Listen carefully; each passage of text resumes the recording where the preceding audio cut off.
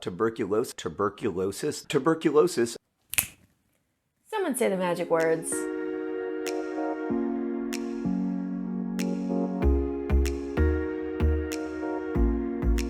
Over the last year, I have read a ridiculous number of books about tuberculosis, even though learning about TB is in no way my job. But luckily for you, it is mine. If you are new here, hello, my name is Eve, and I am a research engineer with a master's in experimental and medical biology, currently working in the field of Tuberculosis.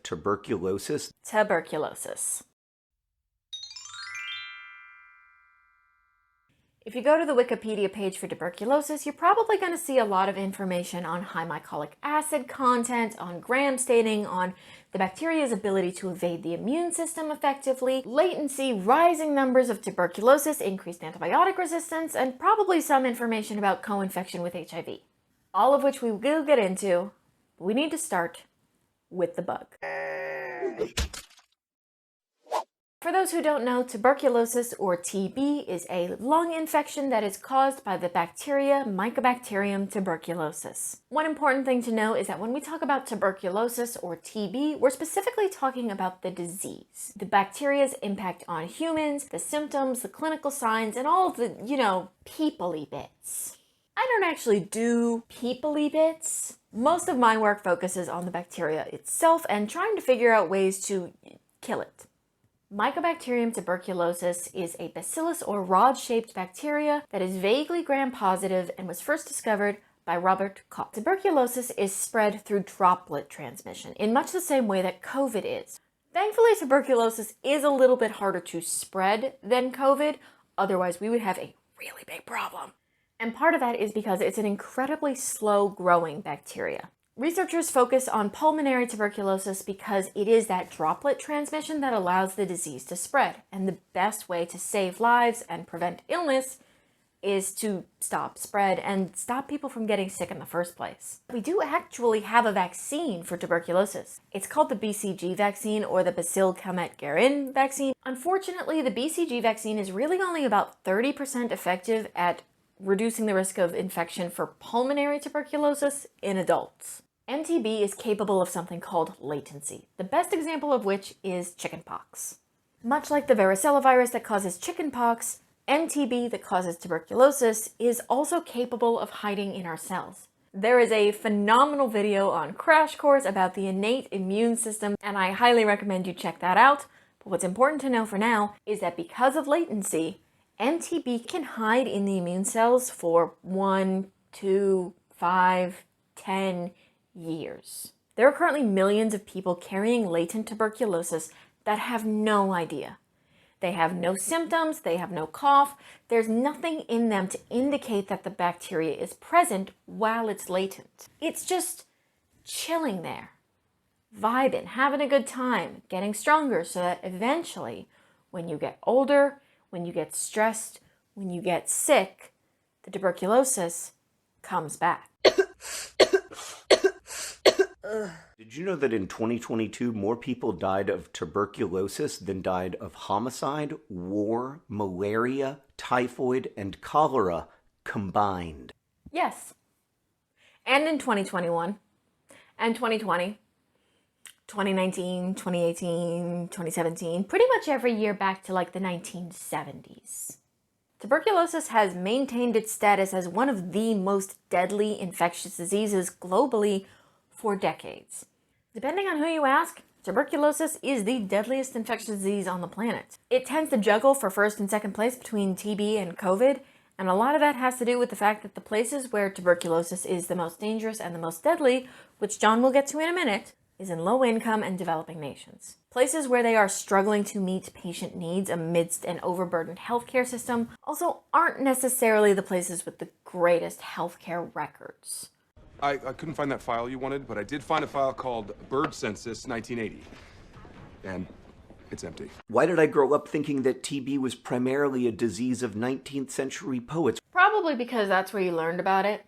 Generally speaking, the educational system doesn't really cover global health risks, which seems like kind of a missing gap in our system. You might learn basic biology and cover things like the difference between a bacteria and a virus. You'll probably learn about HIV in basic biology course. You may also take a health class, which will mostly teach you how to put a condom on a banana and hopefully what an STD is. Unless, of course, you live in certain US states where you won't learn any of that at all. And then the only reference you're going to have to tuberculosis is from history books and Oliver Twist.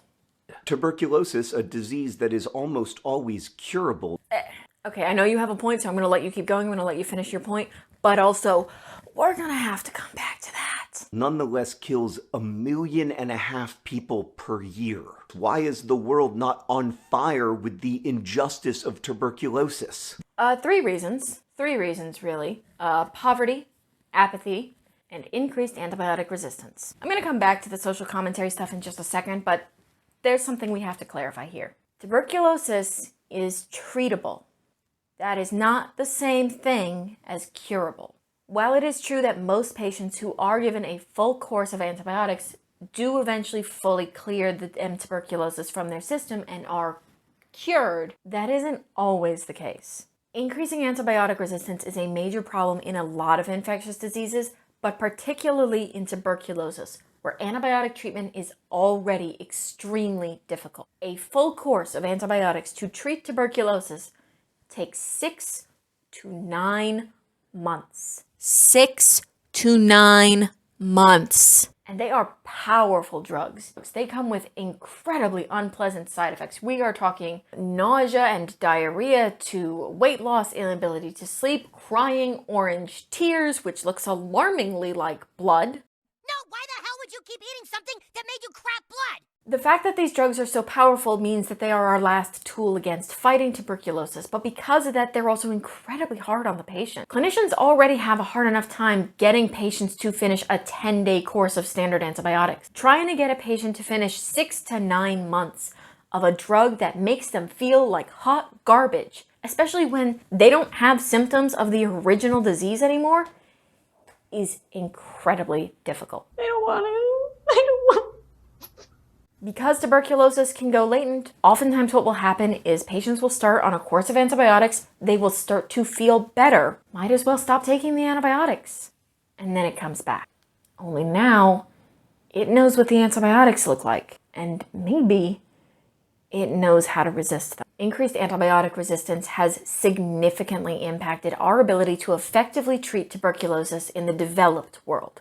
Our ability to fight that disease is very quickly becoming more and more compromised. Tuberculosis kills 1.5 million people every year. It has for a while now, and it is going to keep doing that. And it is true that a lot of that comes from unequal access to healthcare resources. Lower income and developing countries lack the healthcare infrastructure to effectively treat patients. The fact that we treat diseases that affect the third world differently than we treat diseases that affect the first world isn't new, and it is ugly, and it is dehumanizing, and it is something that we can take measurable action on. Tuberculosis is a symptom of a larger problem. And when we focus on tuberculosis only, we lose sight of that problem. The treatments and cures for tuberculosis, the advances that we're making in research in the field of trained immunity, the needed developments we need for new antibiotics, these are all very complicated things, and they're going to take time. And as much time and funding as we pour into them, it will still not make anywhere near the impact as closing the gap in access to care. The reason why people aren't outraged specifically over tuberculosis is because we don't have a call to action for them yet. No one's figured out yet how to utilize that outrage, how to convert it into something functional. So this year, 1.5 million people will die of tuberculosis. And next year, 1.5 million people will probably die of tuberculosis. We aren't outraged because we have nothing that we can do with that outrage, and we aren't outraged because we don't know how to be. Outrage needs an action. It needs somewhere to go. Otherwise, it just builds and festers. We aren't outraged because we don't know what to do with that outrage yet. But maybe some particularly awesome people could figure out something to do with that outrage.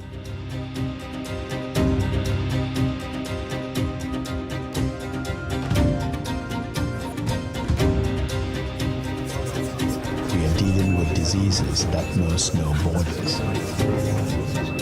What counts to me is saving lives. We need to defeat HIV, TB, and malaria. What counts for me is that nobody have to die because they are poor, because they are marginalized, because they are stigmatized. The Global Fund doesn't simply save lives, as amazing as that is. It saves the future of our countries. We are too Gen Z to die from treatable and preventable diseases like HIV, TB, and malaria. So world, what are you gonna do?